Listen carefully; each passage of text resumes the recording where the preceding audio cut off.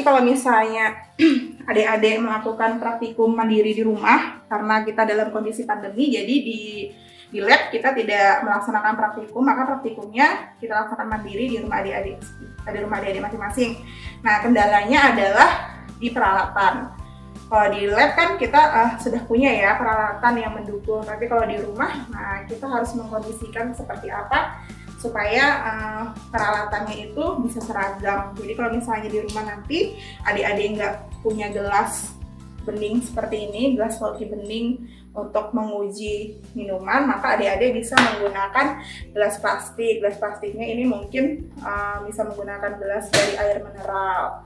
Kemudian bagaimana kalau mau menguji sampel yang padatan, misalnya adik-adik tidak punya piring berwarna putih, nah misalnya di rumahnya ada piringnya yang berwarna hijau. Nah, kalau misalnya menggunakan piring berwarna hijau, misalnya ditaruh kayak gini kan, tuh warnanya nggak ini kan, beda ya kita cara menilainya. Jadi dia terkaburkan. Jadi kalau misalnya adanya piring yang berwarna, kita bisa menggunakan tisu makan.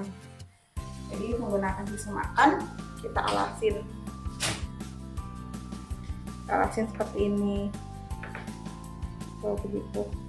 Kalau mau menguji, nah misalnya mau menguji sampel cairan tapi mau lihat kepekatannya, tapi adik-adik tidak punya mug yang putih, nah gelasnya juga bisa diselimutin oleh tisu, jadi dia berwarna putih pekat ini. Nah seperti itu. Kemudian di sini ada juga sendoknya yang berwarna putih. Ini biasanya juga kalau menguji sampel cairan itu biasanya diambil ini langsung dicicip. Ada juga yang langsung dari gelasnya, tapi kebanyakan menggunakan sendok.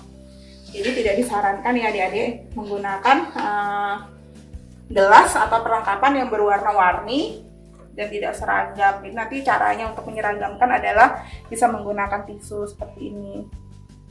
Kalau peralatannya bening, ya bisa diselit. Adik, sekarang kita akan mempersiapkan sampel untuk pengujian sensoris yang beradaptasi pada kondisi kalian yang melaksanakan praktikum mandiri di rumah.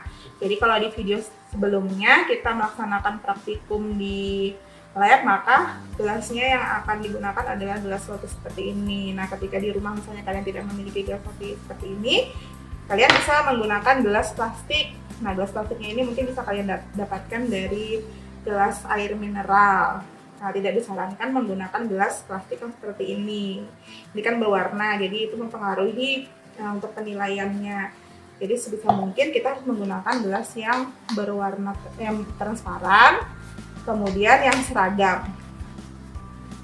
Oke, selanjutnya kita mempersiapkan sampelnya. Sebelum mempersiapkan sampel, dipastikan kondisi tangan adik-adik sudah bersih ya. Jadi kita cuci tangan dulu sebelum mempersiapkan sampel. Kemudian kalau misalnya di rumahnya atau di kosnya ada jas lab, silahkan dipakai. Kalau tidak ada, kita menggunakan baju yang bersih.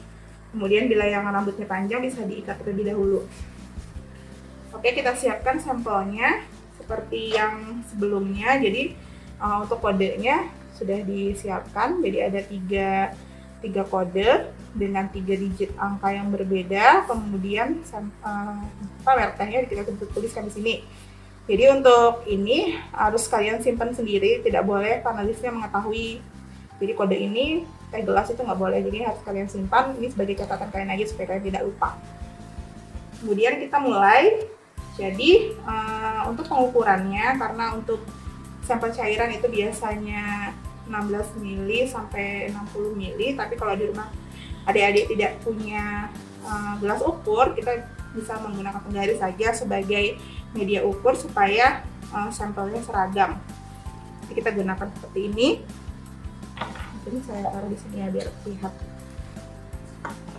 Kita pakai 3 cm aja karena ini sudah cukup banyak juga untuk pengujian. Kita tuangkan sampelnya.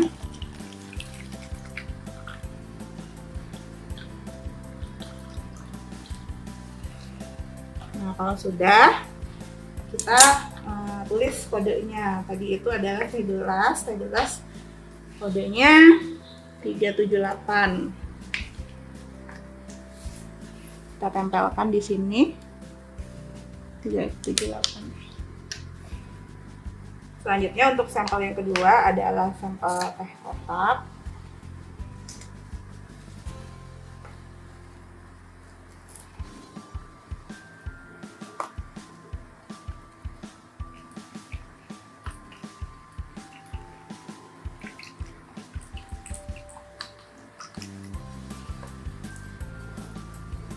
Dengan kode sampel 251.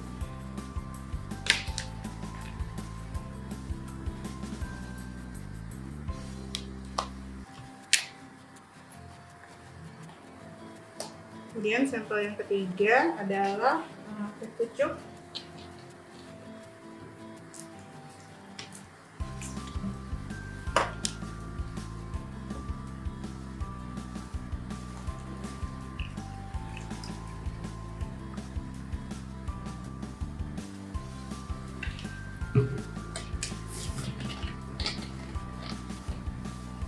Dengan kode sampel 496.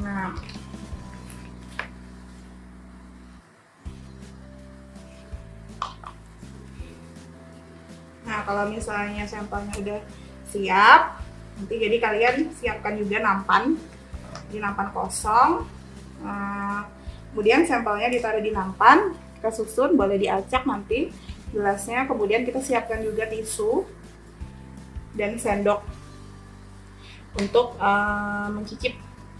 Kemudian bisa kita sediakan alat tulis untuk membantu panelis mengisi formnya. Begini untuk persiapan sampel.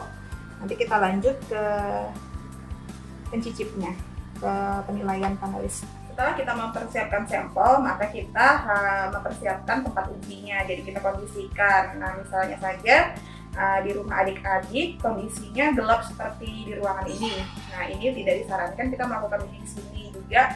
Kita bisa lihat kondisi sekitarnya, ini kurang nyaman untuk panelis melakukan uji, maka kita harus mencari tempat yang lebih terang dan lebih nyaman untuk panelis melakukan uji sensoris. Ya, kita cari tempatnya, kira-kira tempat yang seperti apa yang layak untuk melaksanakan uji sensoris. Nah, kalau di sini kan sudah terang nih, nah kita bisa melakukan uji di sini. Kebetulan ini Mbak panelisnya udah siap ya. Jadi kalau misalnya nanti adik-adik di rumah mau melakukan uji, cari tempat yang nyaman, kemudian yang terang. Jadi kalau bisa pencahayaannya bagus supaya perbedaan warnanya itu terlihat jelas. Kalau misalnya tempatnya gelap seperti yang tadi kan kita susah untuk melihat intensitas warnanya. Kemudian lingkungan sekitarnya juga harus nyaman, jadi tidak penuh dengan barang, kemudian tidak berisik. Kalau misalnya adik-adik tidak bisa melakukan di dalam ruangan, mungkin bisa di teras, tapi ya itu harus dikondisikan, tidak jangan sampai terganggu dengan suara lalu lalang kendaraan. Jadi kalau misalnya mau melakukan uji, kita juga harus kondisikan ya. Jadi sebaiknya pengujian uji sensoris itu dilaksanakan pagi hari jam 9 sampai jam 11, kemudian siang menuju sore dari jam 2 sampai jam 3 atau jam 4, dengan kondisi panelis itu jam 10 menit setelah makan, dan kalau misalnya ada yang merokok 30 menit setelah merokok. Jadi jangan habis makan langsung uji sampel, itu akan berpengaruh sekali kepada hasilnya. Jadi kita harus mengkondisikan. Jadi nanti adik-adik kalau misalnya menggunakan panelis, silahkan dikomunikasikan dengan panelisnya bahwa kita akan melakukan uji misalnya jam 10, maka 30 menit sebelum jam 10 mereka harus sudah membatasi konsumsi makanannya, jadi sudah terakhir. Jadi ketika dia melakukan uji itu tidak dalam keadaan yang terlalu kenyang.